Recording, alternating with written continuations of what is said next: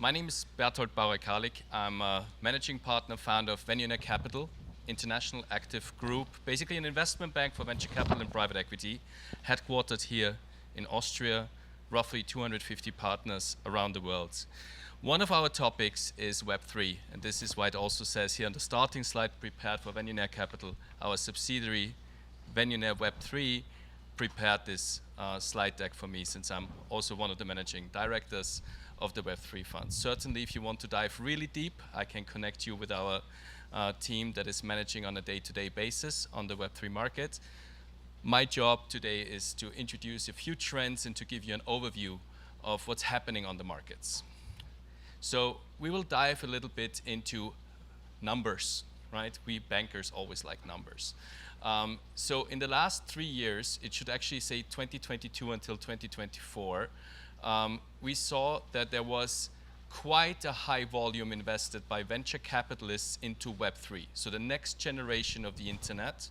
You're aware that today's YouTube, LinkedIn, etc. is considered Web2, and Web3 is the next generation, so that the decentralized internet, the internet of blockchains, if you want. It's not working. Oh, you just have to closer. Okay. I'll be screaming otherwise. Okay. I hope you heard a little bit at least.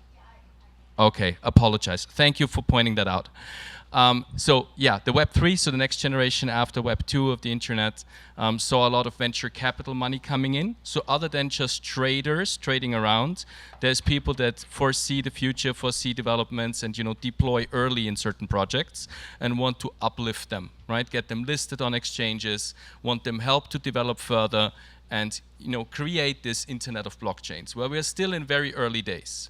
Now, what you see here on the chart is that North America is still leading the pack, but there is regions, right, that you don't see as active in the venture capital markets in general, like Africa, MENA region, right, that are picking up faster and faster. And also Europe is not doing bad in this environment. What we see if we combine in this game the equity transactions plus the token transactions is that the volume is even higher. We saw a dip. There's always like a cyclical market, right? So we see markets going up and markets going down, like on the traditional stock markets. And all the investors know, right, when there is a big, like dark clouds on the sky, the sun will come back. So there is always a turnaround. And we saw that this big dip that you might have seen in the prices on the crypto exchanges was actually not as big in venture capital funding. It was a bit of a dip, but it was not that bad actually. The last downturn that we saw was obviously through FTX and Terra, where big scams were happening, and we had to basically readjust and build again. What we also saw in the meantime is that a lot of regulation came, and I will dive into that a bit. Now, the crypto market for 2023 is again supposed to pick up a number around 18 billion US dollars. More and more coming also from the European Union and the powerhouse Middle East, Northern Africa, so from the MENA region. And even Japan is picking up on the topic as well.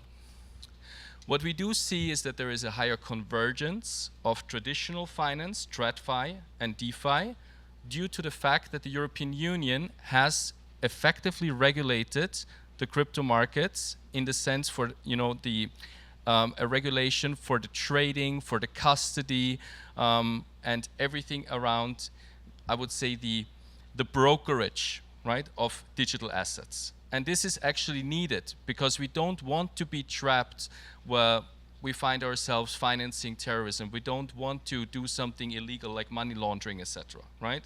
And in a decentralized finance environment, how would you know who's selling what to you, right? This coin that you're buying could be tainted, right? So there has to be certain regulated institutions, right, that check what you're doing and who you are. The custody is where you keep your coins. The brokers is where you trade them. The exchanges is where the market makers basically always give prices, right, and enable liquidity for you.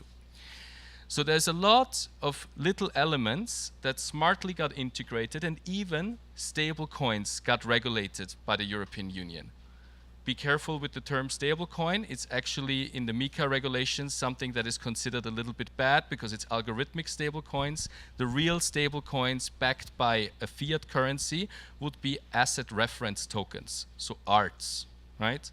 You can outsmart pretty much everybody who's trying to, tell you something on regulations if you know that on MiCA. Now, if we jump a little bit into this topic of regulation, why it's so important. The SEC gave crypto a really hard time, right? Because the regulator in the United States said, well, this whole thing with the ETFs, this won't work, right? Because we believe this is, it's a security, etc. And there were actually two regulating entities were fighting with each other, who actually is the one in charge to regulate, right? So this was an internal fight, you could say politics, and not so much a fight against a new technology. And they were also searching for certain cases because they rely on case law. And without a case discussed and having a judge that rules on something, you don't have legal certainty.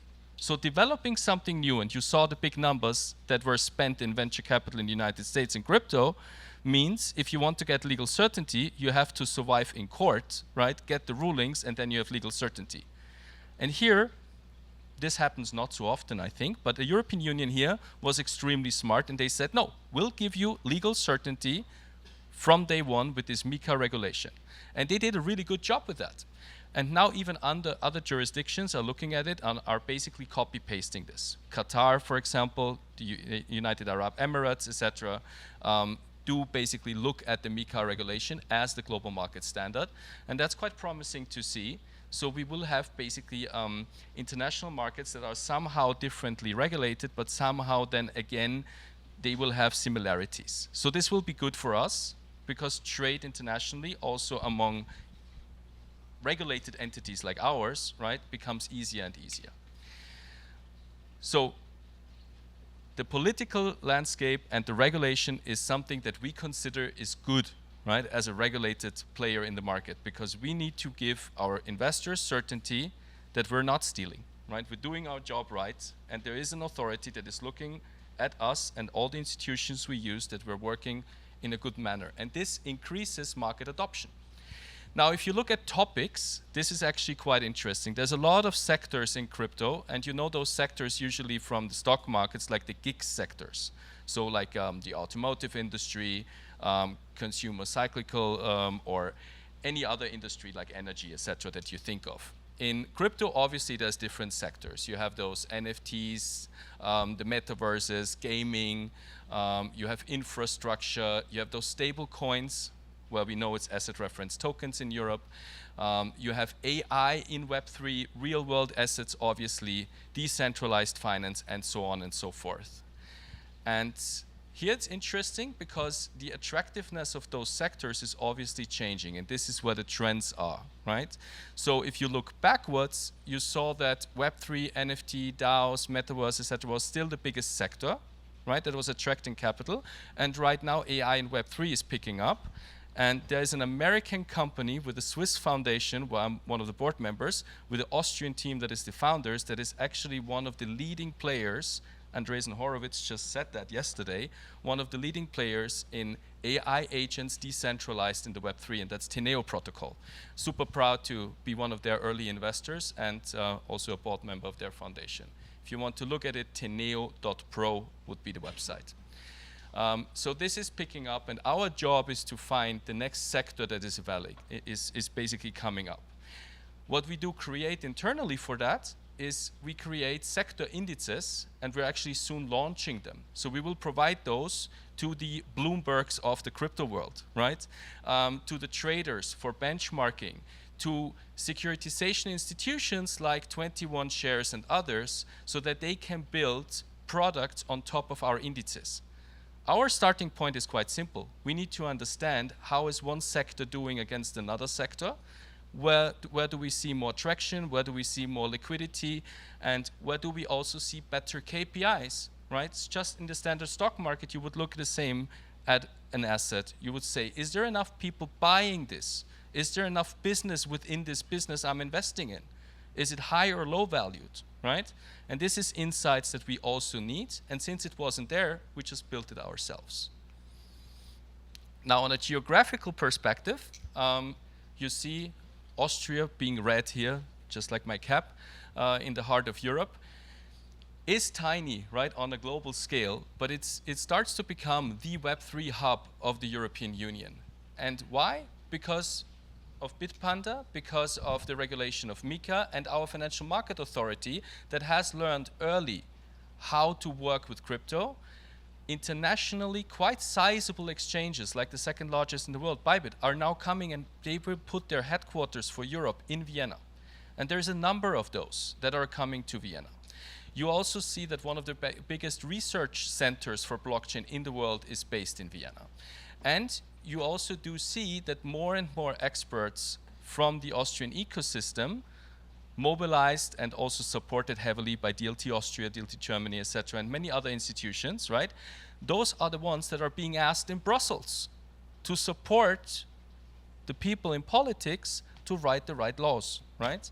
And this is actually something where we as a small player have a much bigger impact than sometimes we perceive. If you look at the different regions, there's certain sectors where those regions are, I would say, strong in, right? What is, I think, a little bit surprising is that you have very different types of investors in those different regions. So in the MENA, for example, where you have a lot of investments, this is still heavily governmental driven, right? Where more institutionals are in the US, and here in Europe, it's more of the private businesses, it's more of the family offices, etc., that are investing here. So what is our takeaway? We think there's a lot to come. We think there's a big opportunity in the market. We do think that we see an upturn again. And we think it's still quite early days. You should invest in that sector if you're intrigued by the idea of the Internet of Blockchains. I was given a sign that I'm almost above the time, so let me also share with you another QR code. This is to my LinkedIn. If you're attending World Venture Forum, you'll see me there as well. I'm one of the key initiators of the World Venture Forum. If you want to follow us, please look up Venionaire Capital on LinkedIn, Facebook, Instagram, YouTube. You'll find a quite cool YouTube show called Let's Talk About Tech, where we have a lot of different stakeholders from around the world speaking with us in our studio in Vienna. And if you want to see some of the alumni of this university, please visit us in office. We have a few analysts that have been studying here. Thank you very much.